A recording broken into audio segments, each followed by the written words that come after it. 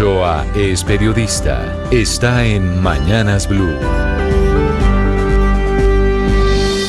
6 de la mañana, 37 minutos. El país económico a la deriva y a la expectativa de dos importantísimos decretos, el del salario mínimo para el próximo año y el de los impuestos derivados de la emergencia económica que decretó el gobierno de Gustavo Petro. El más inmediato y el que tiene que salir muy pronto por los tiempos es el decreto con el aumento del mínimo para el año 2026, un decreto que tiene que salir en las próximas horas, seguramente hoy mismo o a más tardar el día de mañana, según la normativa que regula los plazos para su fijación en Colombia. Ley 278 de 1996, complementada por jurisprudencia de la Corte Constitucional y más exactamente por la sentencia C-815 de 1999, que determina que ante la falta de acuerdo entre trabajadores y empresarios, el gobierno queda con la obligación de expedirlo por decreto a más tardar el 30 de diciembre, es decir, mañana martes. Una sentencia de la Corte que además exige que el aumento sea motivado y que tenga parámetros como la inflación causada, que a noviembre fue del 5.3%, la productividad, que el DANE calculó en el 0.9%, y la contribución de los salarios al ingreso nacional. Tres factores que sumados le ponen un piso del 6.21%, ante lo cual los empresarios habían ofrecido el 7.21%, es decir, un punto por encima. No obstante, los sindicatos se quedaron inamovibles en el 16%, cifra de los sindicatos que incluso podría llegar a rebasar el decreto del gobierno nacional si le pone finalmente toda esta discusión en términos del salario mínimo vital, según el cual para una familia de 4 personas con 1.5 trabajadores el costo mensual de la canasta básica es actualmente de 2.98 millones de pesos, lo que ajustado para el año entrante, es decir, sumándole la inflación, dejaría el salario mínimo vital en 2.250.000 pesos, es decir, un aumento de 58%, cosa impensable por los efectos devastadores que tendría sobre el costo de vida para 50 millones de colombianos, como devastador también si el aumento llega a ser del 23%, es decir, 400% por encima de la inflación, según circula un supuesto borrador de decreto que se filtró en redes sociales ayer 28 de diciembre en la tarde, posiblemente inocentada o posiblemente no, que habla de un salario mínimo para el año entrante de 1.750.905 pesos, un aumento del 327.000 pesos, es decir, un incremento total del 23%. María Camila Orozco es periodista. Está en Mañanas Blue.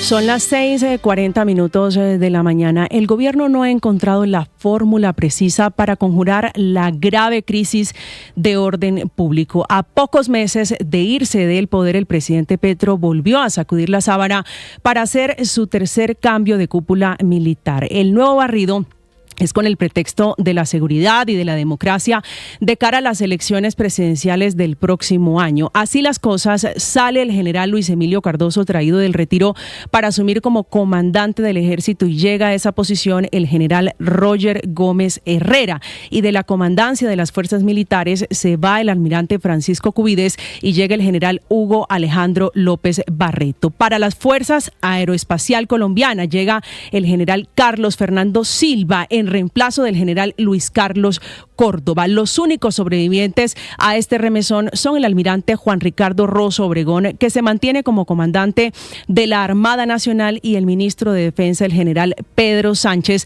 al quien el presidente Petro no le pasa ni una sola cuenta de cobro por la crítica situación de violencia e inseguridad. Dos botones para la muestra son el Catatumbo, que está nuevamente sumido en una escalada de conflicto por los enfrentamientos entre la disidencia del Frente 33 de las FARC y el ELN, los hermanos del presidente Gustavo Petro. Una guerra que en esta segunda temporada deja más de 500 desplazados que están llegando masivamente a la ciudad de Cúcuta. El secuestro de 18 soldados en Carmen de Atrato, en Chocó, y sin decir también lo que está ocurriendo en Cauca y en el departamento del Valle del Cauca. Con este panorama no queda sino desearle la mejor de las suertes a estos nuevos oficiales que asumirán el reto, mientras el presidente Gustavo Petro insiste en su fracasado proyecto de paz total. Estás escuchando Blue Radio. Equipo, silencio, vamos a grabar. Sube pista, entra la voz. El mejor regalo, suscríbete a nuestro canal de YouTube, @Blue Radio Co. Felices fiestas, Navidad, Año Nuevo, todo eso que te hace feliz. Suscríbete, en vivo las 24 horas. Somos @Blue Radio Co. Los mejores contenidos para ti en este 2026. Blue, más que radio. ¿Listo? ¿Quedó? Hola, soy Alison Farfán, periodista digital de Blue Radio. Quería enviarles un mensaje para esta época navideña, que sea un tiempo de unión familiar para estar con los seres más queridos, para aprovechar mucho el tiempo y en especial para agradecer por todo lo bueno de este año y lo que vendrá en el 2026. Hola, soy Jennifer Montoya, comentarista y periodista de Mañanas Blue 10:30. Estamos en Navidad, época de... 6 de la mañana, 43 minutos. Si usted está en Bogotá y planea salir hacia el occidente de Cundinamarca, hacia otras zonas por la calle 80 en segundos, les amplío la información.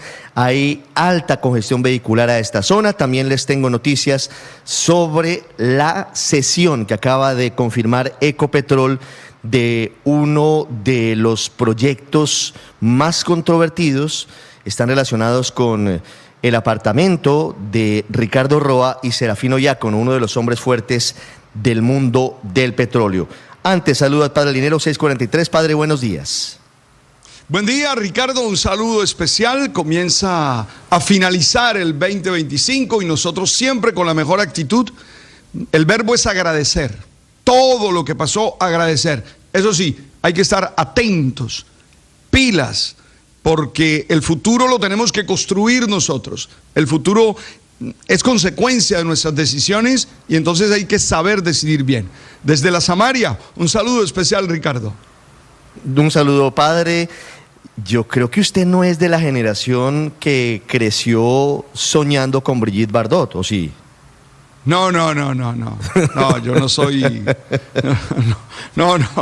La conozco y es más, el tema que te quiero compartir hoy tiene que ver con ella, porque una de las experiencias chéveres que conocí fue cuando el padre Rafael García Herreros invitó a esta sex symbol a que participara del banquete del millón. Entonces tengo la historia porque es una historia bien interesante en la Colombia conservadora de los años 60. ¿Y vino Brigitte Bardot al banquete del millón? No, al final no pudo venir, aceptó la carta que le envió, aquí la tengo, es una carta preciosa la que ella le envió, pero al final no pudo asistir porque hubo un incendio en el lugar en el que estaba. Fíjese que ahí está. ¿Esta canción cuál es, Enrique? Esta se llama La Bourdière, no lo he pronunciado fatal, pero se llama La Bourdière o algo así. Es una de sus canciones más conocidas. Ella hizo canciones también con Serge Gainsbourg. La ponemos porque la radio nos aplica bien darla de fondo, pero en realidad darle la música de fondo de ella, esa voz que tenía tan característica, pero ella fue cantante, pero sobre todo fue actriz y sobre todo, por encima de todo, fue un mito. Hoy es la portada de los periódicos en Francia, pero no solo en Francia, en toda Europa y en todo el mundo yo creo que se le recuerda, a pesar, y ahora hablaremos de eso, a pesar de algunos claroscuros en su biografía, es un personaje fundamental para entender el cine y el espectáculo y es una imagen, al final ella es de esas personas que se convirtieron en un momento dado en un icono de una época y de un momento, incluso hasta estético, por eso va mucho más allá de una simple actriz.